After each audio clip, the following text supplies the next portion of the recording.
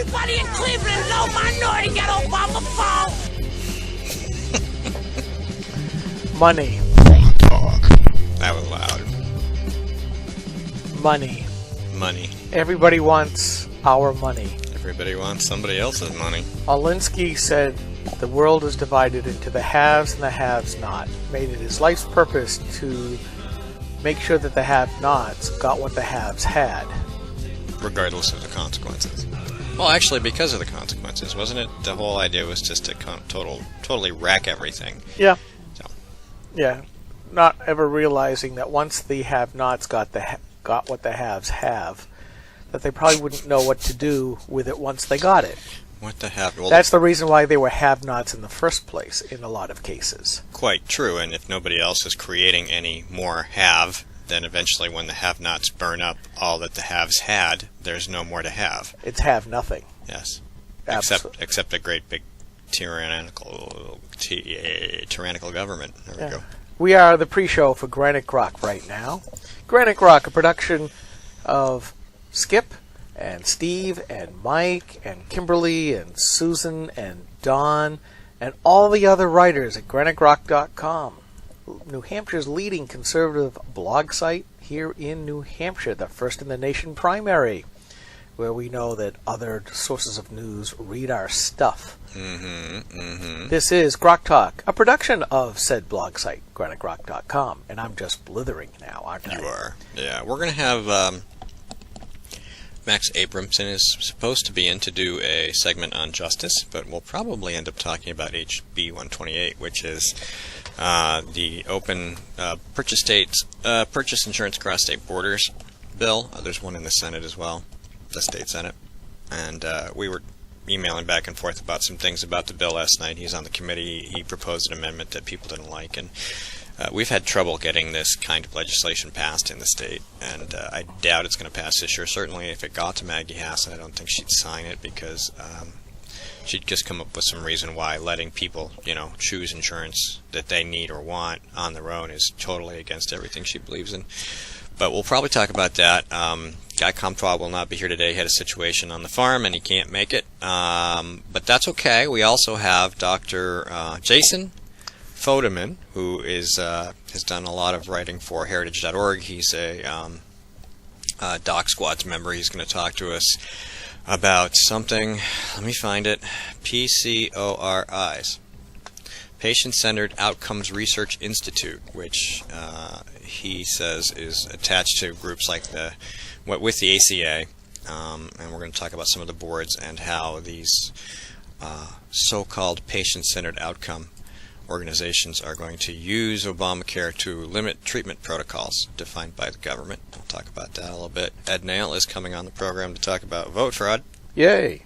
And whatever else we can squeeze in. We gave him a whole 15 minutes. We're going to have Ed on every month to do one like that, but we're going to put him on for the whole segment because it's been a while since we had him on, and we want to get some updates, and it's always great to have Ed here. It is, indeed. And so we'll do that. And who else is on the show today? Oh yeah, Ken Eyring. Yes. Windham School Board, which is probably the biggest local story that Grassroots is covering. I don't know if the media's really picked it up yet. Kimberly's been on top of this one. She broke this last week. Ken has been on Girard at Large. Other members of the school board have been on Girard at Large, and we're having Ken and some folks in today to continue that conversation. Basically, the board had a day or so to review information for a company called Synergistic that was given a no-bid contract for $577,000 in the Windham School District to implement energy efficiency, which, if you listen to the Girard at Large segment with Ken, is basically common sense stuff. Turn the thermostat down, make sure the lights are off when you leave the room, that kind of thing. And so they spent a little over $500,000 on that. But there was Ken was concerned because, and he opposed it, because what he discovered in the day and a half or so that he had before the meeting where they were going to vote on this contract that nobody had actually even seen yet, because they only had the packet of information, they didn't actually have the contract, and it was approved. He was discovering things about this company that led him to believe that they should just do some more research. He wasn't opposing the idea. He was just saying we need to look at this more before we vote on it, and that didn't work out, and the board voted for it. And so now he's going around talking about the process, and he's going to come here today and talk to us about it and share some information and about what happened. And of course, that was the meeting where the police were called because one of the citizens, the actual taxpayers who will be paying a portion of that $577,000 no-bid contract, stood up to interject and give his opposing opinion and his concerns about the fact that they were voting on it and there wasn't enough information. And they didn't have him arrested, but they paused the meeting, and he was excused, and the police came to speak to him. Shades of Guilford. By the way, Guilford. Ken sent me the video on DVD. I will be trying to parse through that this weekend. And, it's a long... If you go to the community TV site that services Wyndham Peg, it's a long video. So Ken got the DVD for me. I'll be parsing it down. Just the part that's actually interesting. Yeah, we don't want to see the whole thing. Yeah. You can watch Wyndham Cable Access if you're that curious. We linked it. You did? We did? I did. You did? Okay. I did. That's good. Yeah, we had, there were two people who sent out information. Ken sent a bunch of stuff to me, then I got sick, couldn't put it up last weekend, but one of his compatriots sent it to Kimberly, and thankfully so. She did a marvelous write-up for Granite Rock and the Examiner. He's got a new one on the Examiner today about Vice Chairman of the Wyndham School Board, Dennis Senibaldi, who was on Joy at Large to discuss the synergistic debacle. Debacle? Debacle. I say debacle, you say debacle. Potato. The other... I want onions. You want onions. You get fries with that? Anyway. Sweet onions. Vidalia onions. Vidalia onions? Oh, so good. I made some Italian breaded pork chops last night. Ooh. They're delicious. There were leftovers, and hopefully they're still there when I get home. You have how many teenagers at home? Well, I only have one that will eat the pork chops. Huh? Well, Zach's very picky, and Katie liked him okay. She might eat one. But Jake, he's a eating machine. He is 6 foot tall, I don't know, 170 pounds, 180 pounds. Pretty lean. And he likes food. Yeah, if they all do at that age. So, no, Zach doesn't like food at all. He hates food. And Mr. Mike is here to join us. Katie likes food, but she's a little pickier. So. Yeah. I won't bore you with the details of me putting the padlock, literally putting a padlock. Oh, I know on the my story. fridge. We probably even have it. We probably even had it on the show at some point. I don't. Yes. This is padlock on the fridge. This has been this is like show 84 or 5 or something. So we're there's a lot of catalog there. Yeah. So At some point, everything gets thrown in, including the kitchen sink, probably a multiples of times. So. What do you need to latch it for? Well, so it doesn't fall open, I guess. Oh, sounds like we're joined by other people next door. Oh, we have company. Oh, somebody else is using this space. All right. Hey. Sure they're not supposed to be in here? No, it looks like tables set up and people coming in. Oh, okay. That's fine. They don't need to be interrupted by us. No, Of course, now it's going to get warmer in here. I did turn the heat off because it's a little oven in here. So, exciting pre-show. Not so much today. No, not really. Oh, well, we're boring. Da-da-da. That's right. I want that bill status. For which bill are we looking at? HB 105. This is the cell phones have to turn Oh, off yeah. after 5 miles an hour. die in committee. Well, that's what I'm trying to look. Public hearing. Executive session 121. Okay, that doesn't tell me anything. What a horrible idea that bill is. Just dumb. Bill status. Waste of our Let's time. take a look. Like I said, if you want to save money, stop having so many stupid bills. Yeah. Well, you know what I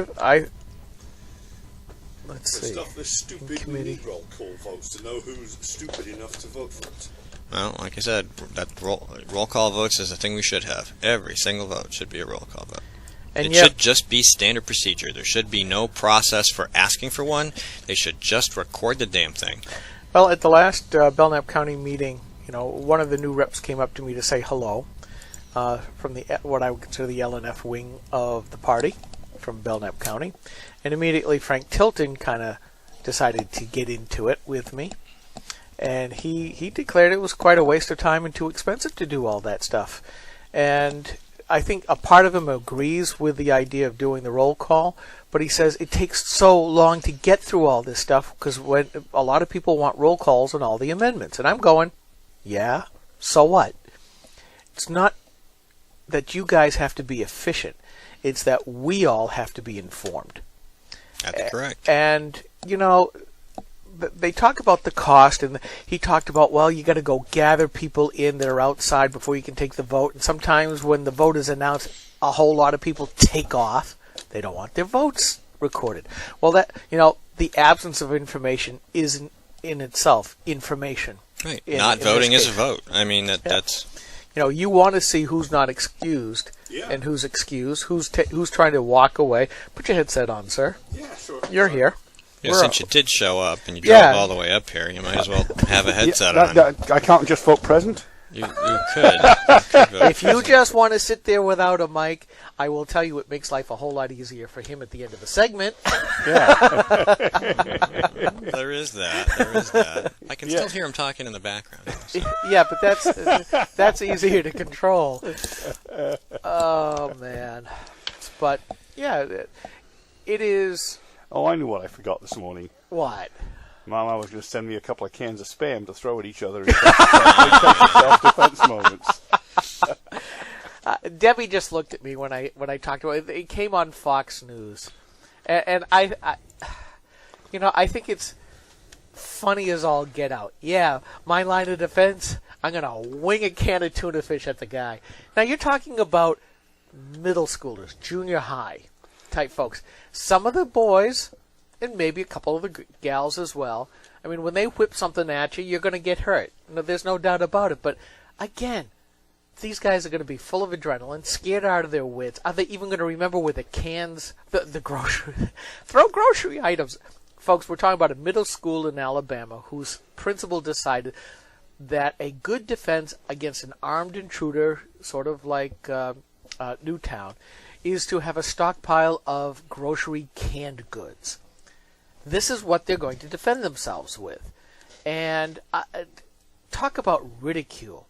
And the superintendent even defended the principal by saying, well, they could hit the person and stun him. Oh, and they might even knock him out. Yeah, like hope is such a good defense against somebody with a .45. Why don't they just throw a desk? Yeah, well, they later said, well, this is last resort, where they've already barricaded themselves and they've tried to hide in the room. And I'm thinking, hide in a schoolroom. Now think about this. I don't know. Maybe they've changed since I've been in there, but schoolrooms are basically one big open space.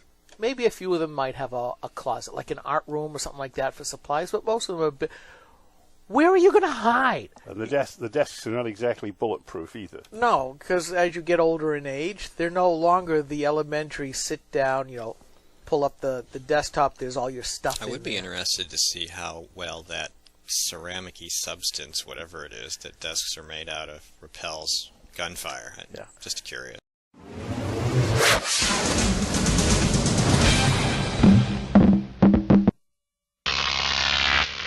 GrokTV.